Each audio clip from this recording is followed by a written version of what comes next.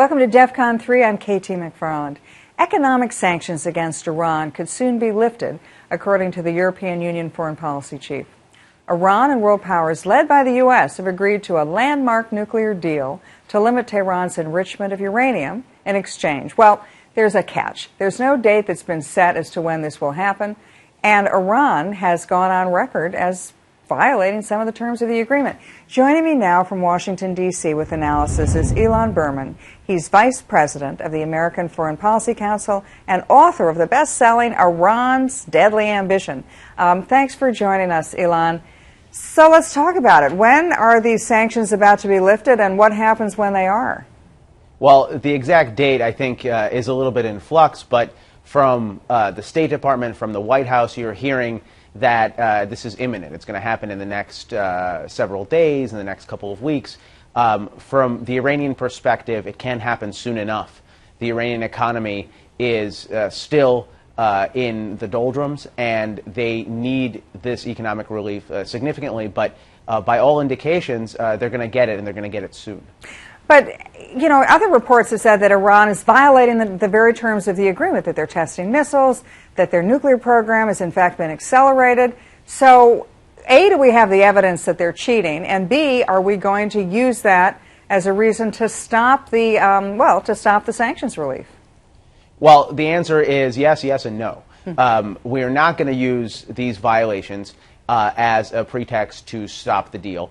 Frankly, the White House has gone on record as saying that these are troubling incidents, but they're not sort of germane to the nuclear deal. And I think that speaks volumes about what the White House is trying to achieve here. This is, first and foremost, a political agreement. This is intended to reset relations with Iran. And in doing so, it is going to offer to the Iranians an enormous amount of economic relief, equivalent to a quarter or more of their annual economy. This is a huge stimulus package, and it's one that the administration is gambling will really reorder the way the Iranians behave. So far, there's very little indication that that's actually happening, but the White House has made it clear that it wants to move ahead undaunted, even though there are violations, even though there are very troubling examples of Iranian behavior, in spite of the fact that we concluded the deal. So what's Iran going to do with the money that they're getting, the $150 billion signing bonus? Well, I think that's a great question, and the answer is everything. Just sort of by way of context, it's useful to understand that total per capita GDP in Iran last year was $415 billion.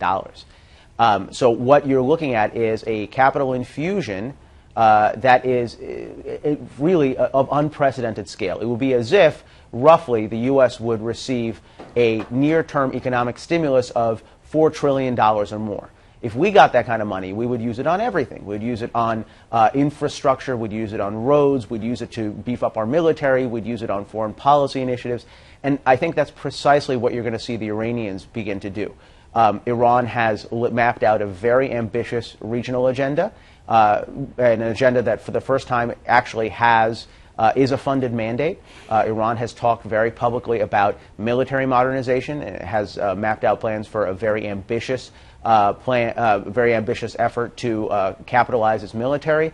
All of these things I think you're going to see moving forward, and at an increasing pace as Iran receives this capital, as its economy is strengthened, and as it feels freer to move around the region. Ilan, talk to me about the North Korean-Iranian connection. We've just seen the North Koreans have an underground test of potentially a hydrogen bomb, but even if it's not, it was certainly a nuclear weapon. What's the connection between the North Koreans and the Iranians? Well, I actually think there's a big one, and it's a much bigger one than the administration would like to admit. The most charitable way to say it is that President Obama misspoke when he talked in the aftermath of the conclusion of the nuclear deal in July about the fact that all avenues have been closed off for Iran to get the bomb. The answer is there's actually only two pathways. There's a pathway by which Iran can develop a nuclear capability. This is the sort of indigenous facilities, domestic facilities that they have at home, or Iran can buy one. And here, Iran's connection with North Korea becomes very important. Iran wants to be a nuclear weapons state. North Korea already is. Iran is very shortly going to have the capital to buy off-the-shelf components for its nuclear program.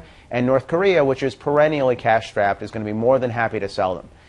I think this is a very, very important sign of what's to come. We're looking at a situation where North Korea is signaling not only that it's a mature nuclear power, but also that its nuclear program is open for business.